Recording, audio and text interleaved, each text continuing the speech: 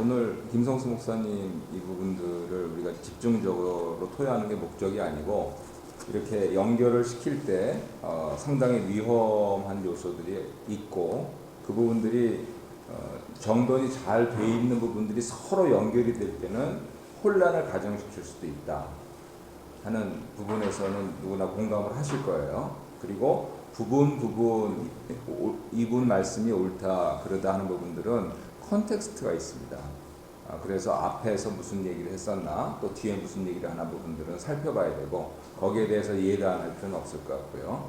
전반적으로 이제 교계 중진분들은 전통을 넘어서는 새로운 해석, 주관적인 해석이다라고 하는 게 이제 전반적인 평이시고 이것을 우리가 하브르타 해본 것은 이제 지금 이후에 짧은 시간 동안에 강의를 할 때 역시 십계명하고 창조기사하고 연결시킬 때 우리가 어느 정도는 의심의 눈초리로 바라봐야 됩니다.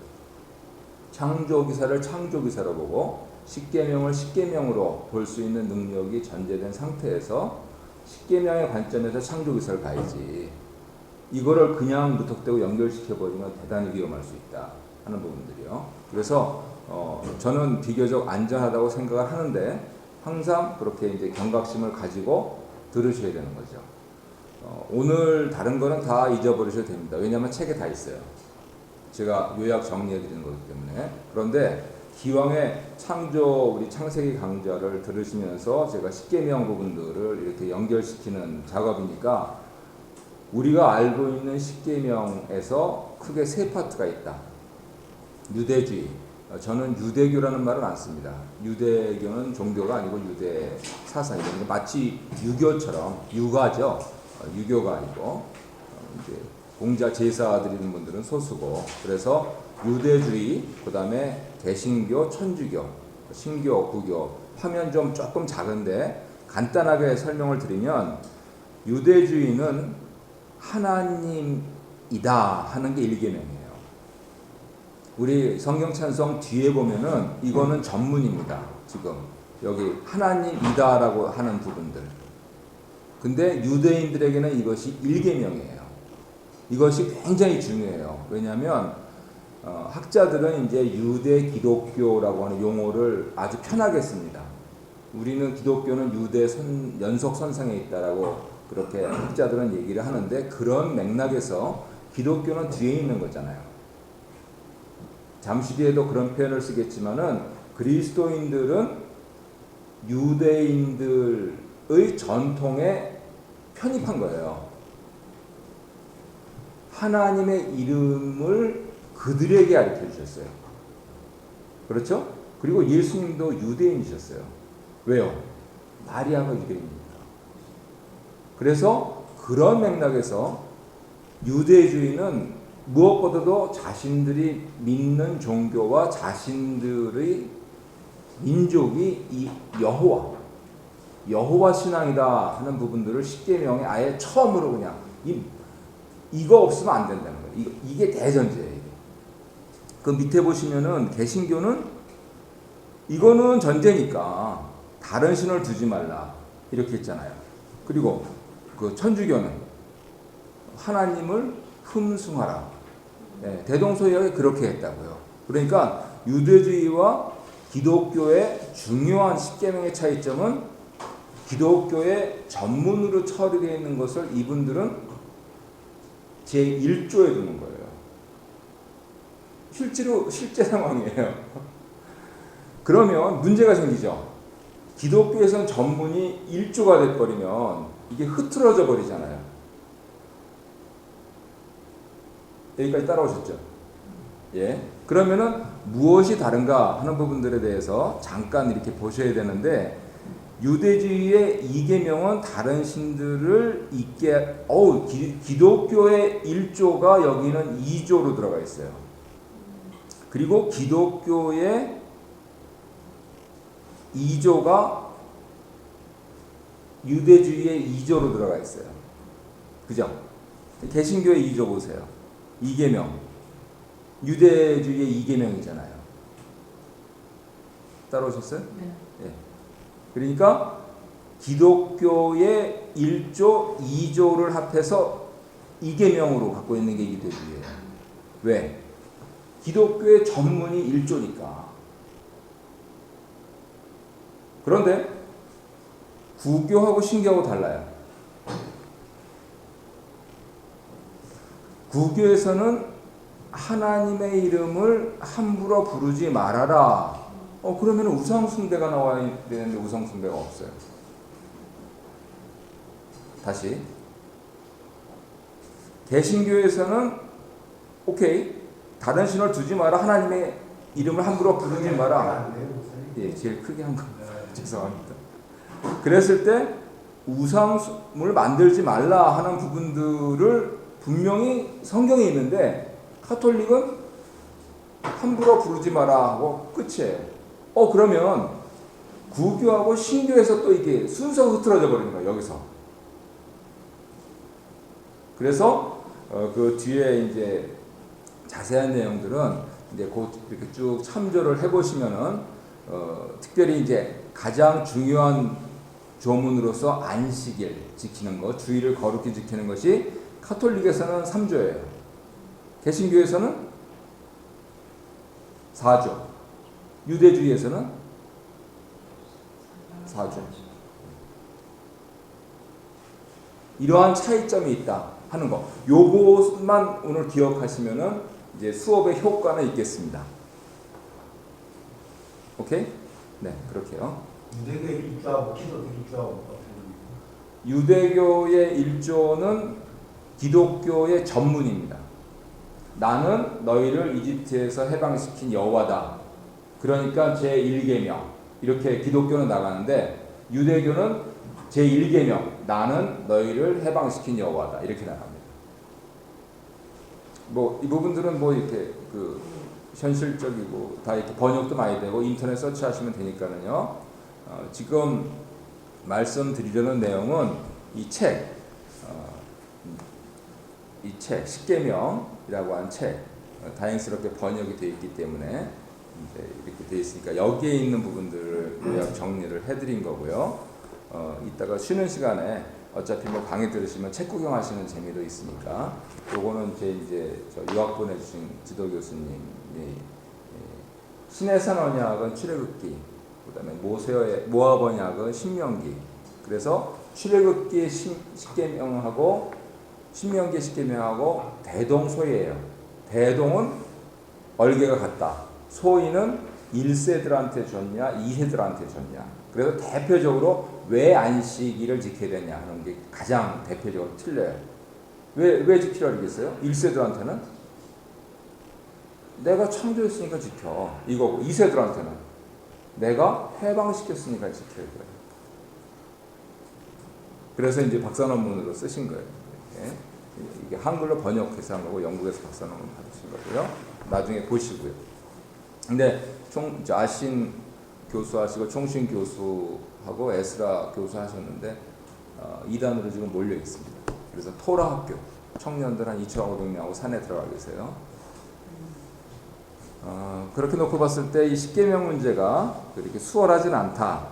이렇게 하는 부분들 미리 이제 조금 말씀을 드리고 시대를 초월해서 사람들한테 적용할 수 있는 도덕 원리냐. 왜냐하면 대표적으로 이분 지금 제가 참조하는 책이 미국인 학자들이기 때문에 미국인들은 옛날에 법정이나 학교에다가 십계명이나 주기도문이나 이런 걸 다 걸어놨었어요. 근데 어느 날 언제부터인가 이제 그거 안 된다 이렇게 해가지고 했는데 어떤 신앙심 좋은 판사님이 내 법정에서는 걸 거야 이제 이렇게 되신 거예요. 이거가 없이 어떻게 사람이냐 이제 그렇게 생각을 하신 거예요. 기독교인 목사님이 아니고 법관이 이거를 지켜야 사람이지 이렇게 생각하는 거가 그게 온당하냐 하는 게 문제의식입니다. 그랬을 때 그분은 목적이 뭐냐면은 아니 이걸 지켜야 이 나라가 미국이 좋은 나라가 되지. 거기 틀린 말이 어딨냐고 십계명이. 누가 반대하겠어요 거기 있는 말을. 그런데 거기에 이제 미국인 학자들은 의문을 제기하는 겁니다. 지금 시대가 어떤 시대인데 하는 베이스가 깔려 있어요. 답은 하나님께 예배하지 않는데 무슨 십계명이냐 그겁니다. 그래서 옛날에 유대주의 백성들이 그랬듯이 현재 그리스도인들, 예수인들은 하나님을 진정으로 예배하는 방식, 그거를 십계명에서 배운다. 이걸 가지고 무슨 교회나 정당이나 사회나 학교를 민주주의로 운영하고자 하는 게 아니다 하는 그 얘기를 하는 거예요. 흔히들 얘기하듯이 포스트 모던 시대가 됐다 그겁니다. 뭐 다윈 진화론 문제가 아니고 교회 안에도 너무 입장들이 다양하고, 하지만 적어도 예수님을 믿는 교인이라면, 그리고 조금 더 거슬러 올라가서 여호와를 신앙하는 유대인이라면 이 십계명을 통해서 이 계명을 지키는 것이 중요한 게 아니고 내가 하나님을 예배하기 때문에 이 계명을 지키는 것이다 하는 그 신앙을 갖고 있는 것, 그것을 강조를 하고 싶은 거죠. 그러니까 그 계명을 준수하는 부분들이 중요하다. 중요하죠. 왜 중요하냐? 우리는 하나님을 예배하는 백성이니까 그 계명 자체가 중요해서가 아니에요. 세상 사람들한테는 이게 안 중요하잖아요. 그러면 보편적으로 우리가 이것이 중요하다고 말할 수가 없잖아요. 그런데 왜 교회에서는 중요하다고 말할 수 있느냐? 하나님께서 주신 거기 때문에 그래요. 그 하나님을 예배하기 때문에 그렇다는 것이죠. 그래서 십계명에 내려진 배경을 좀 볼 필요가 있는데, 출애굽기 3장 7절, 시간 관계상 성경 구절을 안 읽겠습니다. 하나님께서 이스라엘 백성들을 이제 400년 혹은 430년 후에 구원하시려고 하는데, 여기서 하나님은 그냥 이렇게 놔두고 보시는 하나님, 철학적으로는 이런 신을 부동의 동자라고 그렇게 그리스 철학에서는 얘기했습니다. unmoved mover, 자기는 안 움직이고 남을 움직이는 것. 그러나 우리가 믿는 성경의 하나님은 자기가 움직이시는 분이에요. 그래서 하나님의 액티비티가 성경의 주제입니다. 어떻게 액트를 하시냐? 창세기에서 어떻게 액트하셔요? 창조하셔서. 출애굽기에서 어떻게 액트하셔요? 구원하셔서. 네. 그렇게 액트하신다는 말이에요. 그러니까 하나님 우리를 간섭하시는 것은 너무나 당연한 거예요. 하나님은 활동하시는 분, 행동하시는 분이에요. 그러면 이렇게 하시는 이유가 뭐냐? 출애굽기 3장 18절에 나와 있는데, 여호와 제사예요. 오늘날로 얘기하면 하나님 예배. 그래서 지금 어떤 분들은 이제 너무 시대 정신에 이제 집중해서 당시에 뭐 노예제를 반대했느니 찬성했느니, 그런 부분들을 신약에서도 사도 바울의 경우에 노예제를 반대했느니 찬성했느니 그 문제가 아니고, 이 사회의 문제가 아니고 교회의 문제다, 회당의 문제다, 그런 겁니다. 그래서 그 얘기를 하는 게 아니고 예배를 얘기를 하고 있는 것이다. 그러니 더구나 노예제 찬성 이런 얘기는 아니라는 거죠. 예배를 얘기를 하고 있는 거죠. 성경은 그걸 얘기하고 싶다는 겁니다. 하지만 세상 왕인 바로는 노예를 소유하고 싶은 거예요. 할 수 없어요. 그러면 대결을 해야죠. 그래서 바로는 패배했고요. 출애굽기 12장 31절 이하에 보면은 모든 것이 힘들다, 다 갖고 가라, 그렇게 얘기를 하고 있습니다. 문제는 처음에 시작이 예배였잖아요. 근데 노예 생활을 너무 오래 해가지고 어떻게 예배했는지 잊어버렸어요. 한 개인의 일생에서 주일학교를 열심히 다니다가 이제 군대 가가지고 세상 향락을 맛봐가지고 이제 장년, 중장년을 세상에서 이렇게 있다가 이제 하나님께 예배해야 되겠다, 그렇게 철이 들었을 때 당면하는 문제입니다. 어떻게 예배하는지. 주일학교 때는 두 손 모아서 눈 꼭 감고 기도하는 부분들이 너무나 당연했는데 왜 그래야 되는지 잘 모르겠는 거예요. 이스라엘의 상황이 그렇다는 거예요. 그래서 하나님께서 이 십계명을 내려주신 것이 19장을 보면은 모세, 민족, 백성의 대표자를 불러 들이셨습니다. 그래서 예배하는 것을 가르쳐 주신 거예요. 출애굽기 20장을 보면은 그래서 당신이 누군지 말씀하세요. 그래서 유대주의의 십계명은 1조가 자신들이 믿는 신이 누군가 하는 것을 정확하게 밝히는 겁니다. 오늘날 너무 이런 표현들은 잘 돌아다니고 있는데요. 하나님은 토라의 종이 되도록 바로의 종살이에서 해방시키셨다. 그러면 바로의 종에서 해방되면 자유인이다. 맞아요. 어떻게? 토라의 종이 됨으로써. 그러면 종이 안 되고 자유인만 할 수 없느냐? 더구나 이 시대의 폐쇄, 흑이 아니고 백도 아니고 어중간할 수 있느냐? 할 수 있다고 세상은 자꾸만 꼬드기는데 할 수 없어요. 둘 중에 하나를 택해야 됩니다. 그것이 유대인들의 지혜죠. 바로의 종이 될 것이냐, 토라의 종이 될 것이냐, 세상의 길로 갈 것이냐, 예수의 길로 갈 것이냐 하는 것이죠. 그리고 아주 독특한 예배를 말씀하시는 거죠. 어디에서요? 십계명에서요. 이방신들은 전쟁하거나 성을 탐하거나 재물 쌓기에 여념이 없습니다. 그것을 축복합니다. 하지만 하나님은 그것을 축복하시지 않습니다. 살인하지 말아라, 간음하지 말아라, 도적질하지 말아라. 그래서 하나님을 공경해야 되니까, 부모를 공경해야 되니까 어떻게? 네 이웃 것을 탐내지 말아라. 구교와 신교의 십계명을 비교를 하면은 또 그것도 좀 차이가 있어요. 이 구교의 칼라가 굉장히 독특합니다. 예수님 재림하실 때까지 천주교는 망하지 않아요. 그 시스템도 시스템이지만 이분들 칼라, 자기네들의 정체성이 굉장히 분명합니다. 십계명에서 나타났으니까 그건 집에 가서 한번 보시고요. 중요한 점은 출애굽기 19장에서 우리 개역개정에는 잘 드러나 있지 않은데 5절에 보면은 그러므로 하는 말이 들어가 있어요. 개역개정에는 5절에 그 말이 없어요. 그러니까 그러므로 하는 것은 무슨 뜻이에요? 앞에서 이렇게 했으니까 그러므로 너희는 이렇다 하는 거잖아요. 내가 너희를 어떻게 독수리 날개로 했으니까 그러므로 너희는 거룩한 제사장 나라다. 이거를 말씀을 하시는 거예요. 누가 주입니까? 하나님이 주인이세요. 누가 종입니까? 우리가 종이에요. 누가 득보입니까? 우리가 득보예요. 그래서 개역 한글 성경에 빠져 있는 영문으로 읽으면 이게 아주 분명해져요. 그래서 이 부분들. 근데 지금 요즘 이제 다소 한국으로 얘기하면 관주 성경이에요. ESV 버전이. 근데 새로운 컨템포러리 같은 성경을 보면 이런 therefore 이런 게 빠졌어요. 그러니까 현대인들이 이해하기 좋게. 그러면은 신과 인간이 대등하게 돼요. 하나님은 구원했고 우리는 제사장이고 어떻게 해서 그런가 하는 관계가 잘 얘기가 안 되니까 그거를 읽는 사람들이 그렇게 오해가 되는 거예요. 근데 킹제임스 버전이라든가 이런 관주 성경은 분명히 그대로 문자적으로 번역합니다. 내가 구원했어. 그러니까 너희가 제사장 나라야. 하는 이 주와 종의 관계를 분명히 밝히고 있다는 것이죠.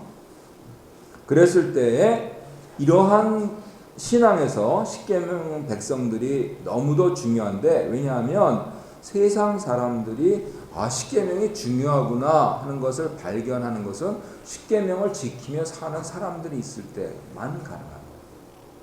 하나님이 말씀했다. 우리는 몰라 그거. 이렇게 얘기하면 끝이잖아요. 하나님을 안 믿는 사람들이니까. 그래서 하나님께 예배를 드린다. 더구나 십계명을 통해서 하나님께 예배를 드린다 하는 것은 하나님이 어떤 종류의 사람들을 창조하시는가. 시간적인 순서를 뒤바꿔서 얘기하면 하나님이 이스라엘 백성들을 구원하셔서 어떤 새로운 백성들을 창조하고 싶으신지 하는 것이 이 십계명에 나타나 있다는 것이에요.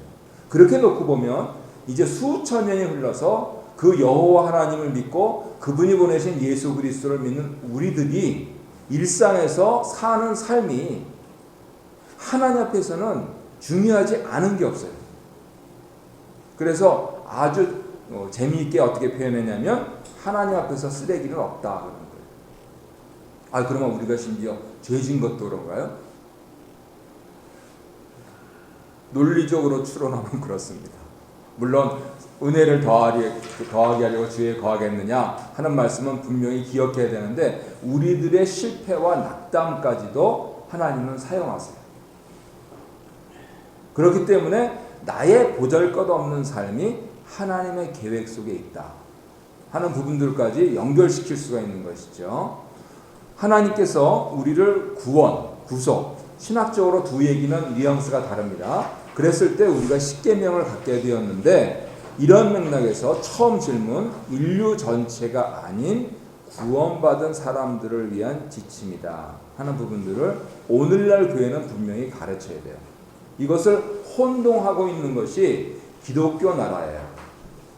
옛날에 중세시대에는 목사님께서 그림 보여주시면서 성화 같은 것도 주교님 이렇게 허락하여서 돼야 됐었다 하는 것인데, 그럴 정도로 모든 사람의 일상을 다 관할을 했단 말이에요.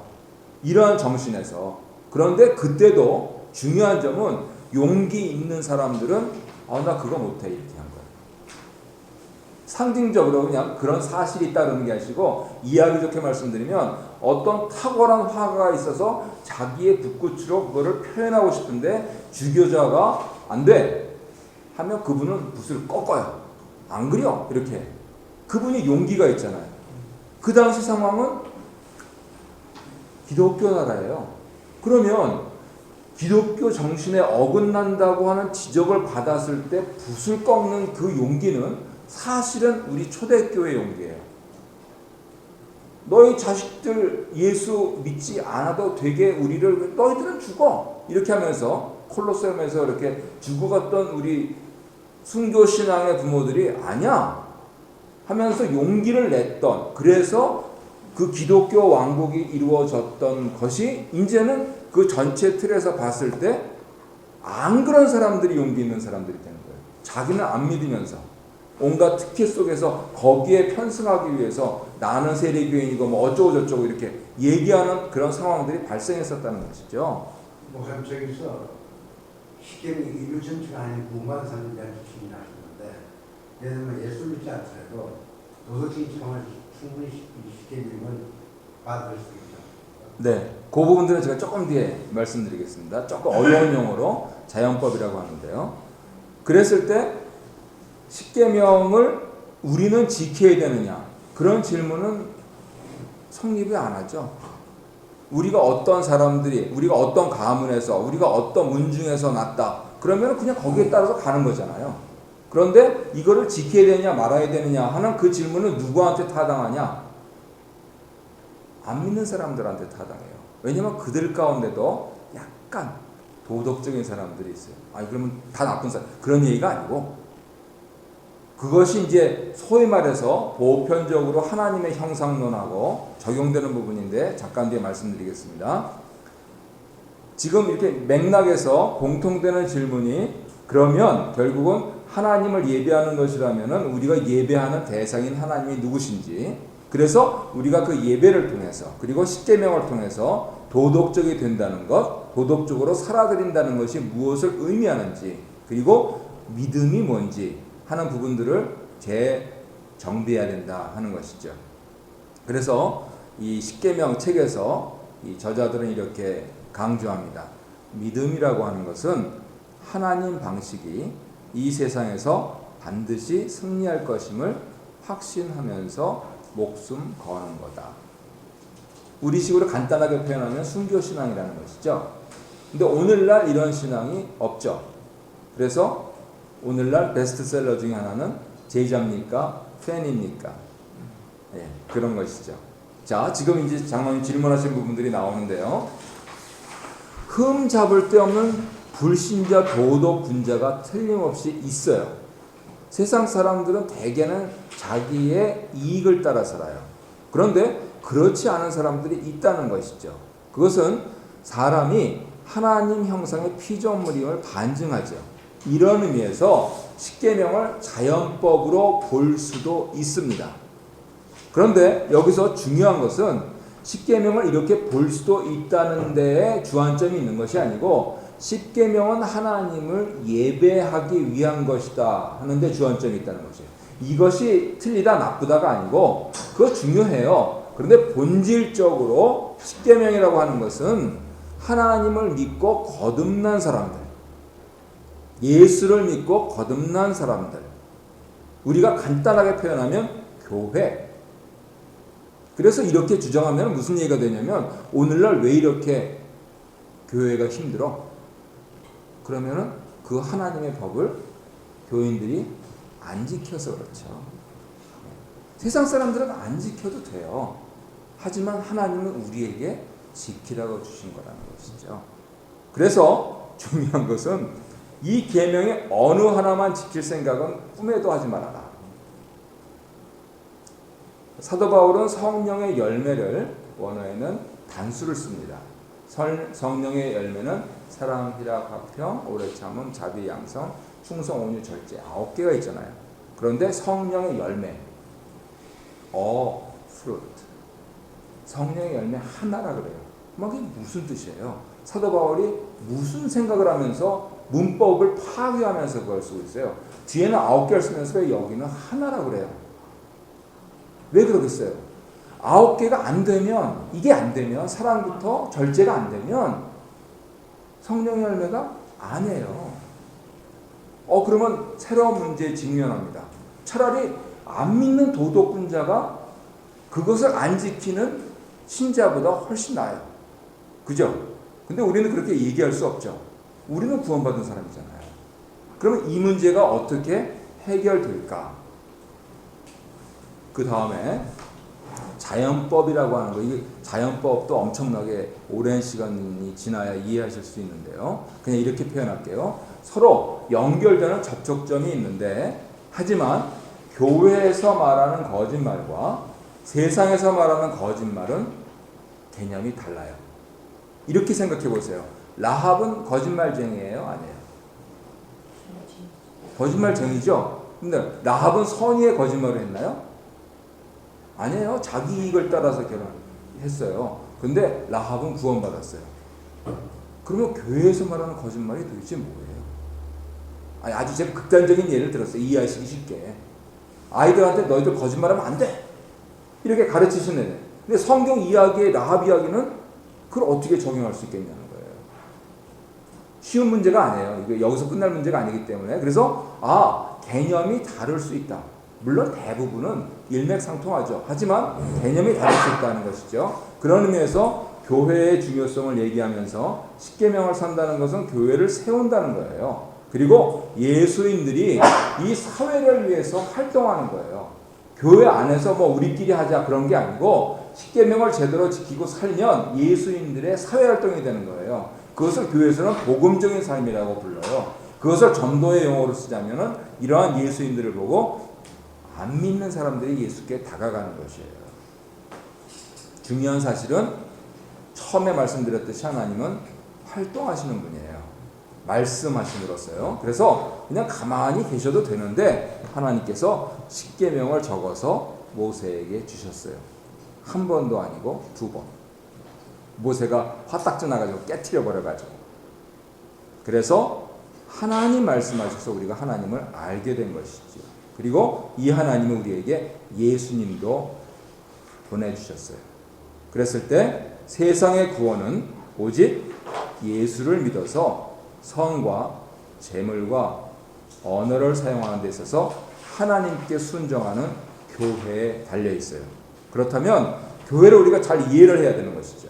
우리는 교회다 하는 부분들은 이제 많이 들어서 아실 거예요. 그런데 십계명의 각 계명은 2인칭 단수로 말씀하세요.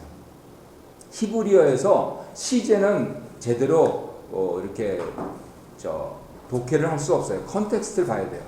그런데 문법적으로 성과 또 수는 그대로 정해져 있어요. 2인칭 단수로 되어 있어요. 그만큼 각자의 역할이 있어요. 그러면 상징적으로 이렇게 표현해 볼게요. 사도 바울의 맥락에서 봤을 때 각자가 사랑부터 절제까지 다 지킬 수 있느냐? 없어요. 그러면 도대체 뭐예요? 그게 안 되면 하나의 열매가 안 된다. 성령의 열매가 안 된다 그러는데 각자는 다 지킬 수가 없고 그랬을 때 교회를 생각해야죠. 하나님은 너 살인하지 마. 너 도둑질하지 마. 그렇지만 너는 그걸 다 할 수가 없다니까요. 그런데 그걸 요구하시는 하나님이 터무니없는 거냐는 거예요. 아니에요. 하나님은 그래서 오늘날 얘기하듯이 우리를 공동체로 주신 거예요.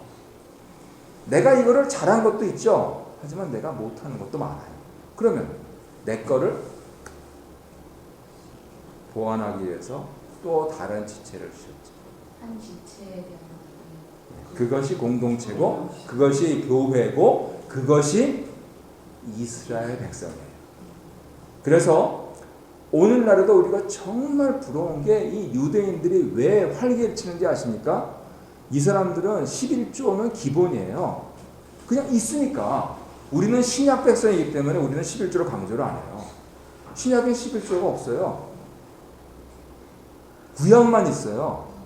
근데 이 사람들은 구약을 보잖아요. 그러니까 11조는 기본이에요. 그런데 정확하게 우리 김동호 목사님이 계산하셨는데 한 23.5%를 내라고 돼 있어요. 100원을 벌었으면 10원을 내요. 유대인들 얘기예요. 우리 신약, 우리 교회 예수인들이 아니고. 그러면 90원 가운데서 또 13원 50전을 또 내요. 그렇게 돼 있어요. 그래서 그 사람들이 그걸 뭐라 하냐면 째다크라고 해요. 그게 유대인 구호기금이에요. 매년 전 미국 유대인 대회를 해요. 워싱턴에서.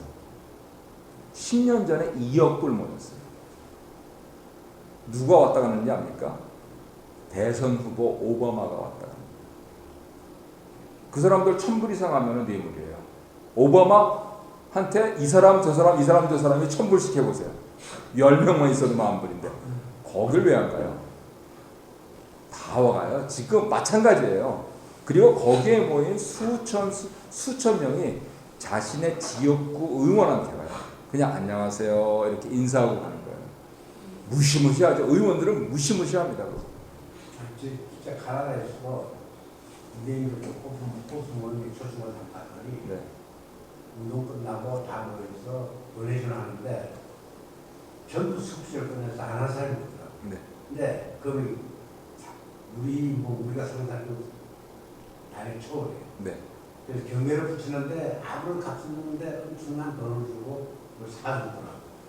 그래서 그걸 가지고 뭐 하냐 그랬더니 전부 모아서 장애인들 네. 구호기금으로 공식적으로 그분이 돋보기해서 그 숫자를 네. 그렇죠? 한번 어느 세상 지도자가 이걸 무시할 수 있겠어요. 근데 신약교회는 이거를 상실했죠. 우리는 11조를 안 드려서 이게 문제다. 오케이, 11조 안 드려도 돼요. 뭐 이게 너무 좀 과격하긴 하지만은 왜? 우리 신약 백성이니까. 그런데 전부라면서 11조를 안 드리는 대신에 전부라면서. 근데 유대인들은 11조 째다카 하면서 세계를 활용한다니까요. 전 세계 0. 목사님 나중에 말씀하실게요. 0.2%밖에 안 돼요. 그래서 이 부분들은 너무너무 부러운 거죠. 그래서 어느 랍비가 내 돈 그릇 성을 가지고 무엇을 해야 할지 알려주지 않는 하나님은 예배할 가치가 없다라고 과격하게 표현을 했습니다. 그래서 은혜라고 하는 것은 하나님께서 이제 다 하셔도 되는데 역시 말을 걸어오시면서 우리에게 맡기시는 거죠. 죽음에서 생명으로, 혼돈에서 질서로, 어둠에서 빛으로 교회가 바뀌고 세상이 바뀌도록 우리를 사용하시죠. 이것을 순종하는 것이 예배입니다. 그래서 예수님께서는 요한복음 15장에서 나를 아는 사람만 하나님 아버지께 온전히 예배할 수 있다 이렇게 말씀을 하세요. 제가 시제 부분들은 말씀드렸으니까 이렇게 생략하면서 이것이 십계명이 과거에 이스라엘에게 주신 조문이 아니고 현재 진행형으로 미래 완료형으로 조금 더 강조했을 때 공동체로 그렇게 적용된다 하는 것. 어느 누구도 다 지킬 수 없습니다. 하지만 우리는 지켜야 됩니다. 우리는. 그래서 카톨릭이 힘 있는 거예요. 개신교회는 지교회로 많이 나눠져 있는데 거기는 본당 구조잖아요. 그러니까 위에서 지침이 쫙 내려와서 아무리 여러 가지로 많은 어려운 점이 있더라도 딱 지교자에서 그 지역은 다 커버를 하는 거예요. 카톨릭에서도 헌금 모이는 거요. 대단합니다. 안 한다 그러는데요. 대단해요. 근데 우리 개신교는 더 대단해요. 구제금 총액으로 하면 역시 개신교가 1등이에요. 개신교가. 아이러니가 뭔지 아십니까? 요즘 세상에서 누가 책을 제일 많이 읽는지 아십니까? 기업인들이 제일 많이 읽어요. 살아남아야 되니까. 그분들은 본능적으로 이게 지금 내가 딱 결정했을 때 이게 틀리면 죽는 거예요. 그래서 어떤 분들은 한강가에서 투신하셨잖아요. 그죠? 그 다음 책을 많이 읽는 사람들이 개신교예요. 돈도 제일 많이 내. 책도 제일 많이 읽어. 근데 왜 이래? 이거 우리가 깊이 반성해야 되는 거예요. 너무 개인주의화되어 있지 않은가. 공동체로. 우리가 주교적으로 할 수는 없어요. 그래서 노예라는 게 있는데 사실은 좀 이렇게 좀 힘이 좀 그러니까 경찰력이 없어가지고 그러니까 이 적용을 고민을 해야 되는 것. 그것이 현대교회의 과제죠. 자, 십계명은 진부합니다. 레이건 대통령 이전에는요, 대통령이 한 아내와 평생 살지 않고 대선 후보에 나온다. 꿈도 못 꿨어요. 근데 이분이 드디어 해냈어요. 낸시하고 그렇게 사이에서. 그래서 미국인들의 도덕 관념이 파괴된 거예요. 대통령 그러면 우리 미국인의 표상이잖아요. 근데 그 이전에는 미국은 기독교 나라이기 때문에 적어도 대통령은 이렇게 했는데 레이건 이후에는 그러니까 클린턴 같은 분이 나오는 거예요. 그러면 가늠의 의미가 뭐냐? 오늘날 일부 일처는 유지가 돼요. 그런데 여러 센서스를 보면은 여러분들하고 관계를 맺죠. 그리고 역시 미국 자본주의 나라니까 마르크스는 자본주의를 도둑질하는 체계라고 했어요. 그러면 자본주의의 혜택을 받고 있는 우리에게 절도의 의미는 뭐냐 하는 것이죠. 그리고 법원에 게시될 수 있을 만큼 다 아는 십계명, 그것이 너무 자기중심적으로 해석되고 있지 않은가. 정리하자면 그렇기 때문에 믿는 사람으로서 우리 생명의 도로서 공동체로 십계명을 봐야 되고요. 그리고 하나님 방식이 뭐냐, 하나님 뜻이 뭐냐 하는 걸로 방향 트는 그러한 좌표로 십계명을 볼 수 있어야 되겠습니다. 이렇게 미시사가에서 지금 창세기 강좌가 열리고 있는 것, 신학, 하나님에 관한 이야기죠. 윤리, 하나님께 대한 순종이죠. 그리고 예배, 도덕, 하나님을 섬기는 것입니다. 이것이 일치가 되는 것, 그것이 이런 강좌의 목적이 되면서 창조에 대해서 자세히 듣고 또 그것이 십계명을 통해서 어떻게 구원과 창조가 이어질 수 있는가 하는 부분들 잘 기억할 수 있어야 되겠습니다. 지금 몇 분이죠? 12시 5분요. 요 부분들은 창세기 1장 이렇게 해서 지금 잠깐 화면 보세요. 이거는 글자 그대로 컴팩트하게 정리를 한 거니까 1장 28절 눈으로 이렇게 좀 보십시오.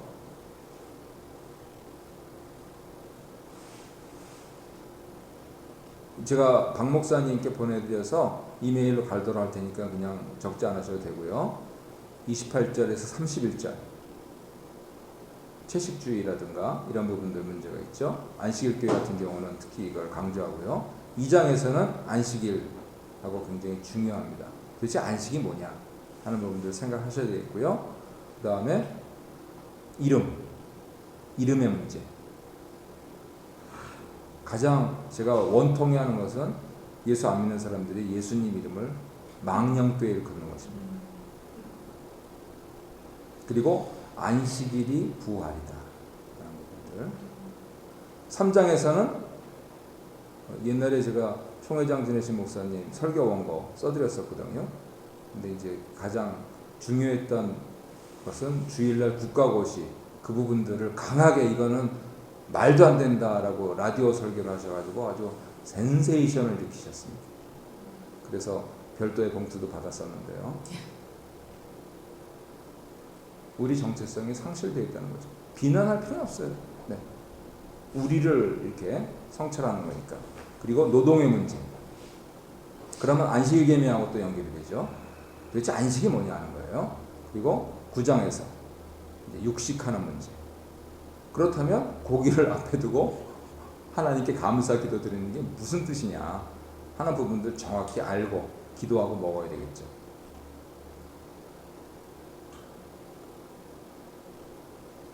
그래서 이제 아버지 제가 이제 공부하던 데서 그런 것이 있었습니다. 채식하는 게 좋다고 그래가지고 그러면 단백질은 어떻게 섭취해? 그래서 제가 질문했더니 뭐라고 대답하신지 아십니까? 교수님이 약 사 먹어. 할 말이 없더라고요. 프로틴 양 많어 그러면서 그러시더라고요. 결국은 우리가 어떻게 예수님께서 가시는 길을 갈 것인가 하는 것이 계명이라든가 또는 산상수훈이라든가 이런 것을 통해서 이렇게 하는 것이죠. 목사님께서 헤셸 말씀하셨기 때문에 제가 헤셸 것만 잠깐 읽어드리고 마치도록 하겠습니다. 시간이 좀 많이 갔는데요. 안식일과 관련해서 아브라함 헤셸은 이렇게 설명합니다. 유대교는 시간의 성화를 목표로 삼는 시간의 종교다. 저는 이렇게 안 배웠어요. 유대인한테는 공간이 중요합니다. 그러니까 어딜 가든지 이 땅을 차지해야 되는 거예요. 그런데 헤셸이 이렇게 얘기하는 거예요. 공간 기질의 사람은 시간을 일정하고 반복적이고 동질적인 것으로 여기고 모든 시간을 똑같은 것으로 특징이 없는 빈 껍질로 여기지만 성경은 시간의 다양한 특성을 감지한다. 똑같은 두 개의 시간은 없다. 모든 때는 저마다 유일하며 그 순간에 주어진 하나밖에 없는 때이며 비할 수 없이 귀하다. 유대교는 우리에게 시간 속의 거룩함, 신성한 사건들의 애착심을 가지라고 한 해의 장엄한 흐름에서 솟구치는 성스러운 순간들을 성화하는 법을 배우라고 말한다. 매주 맞이하는 안식일이야말로 우리의 대사원이다.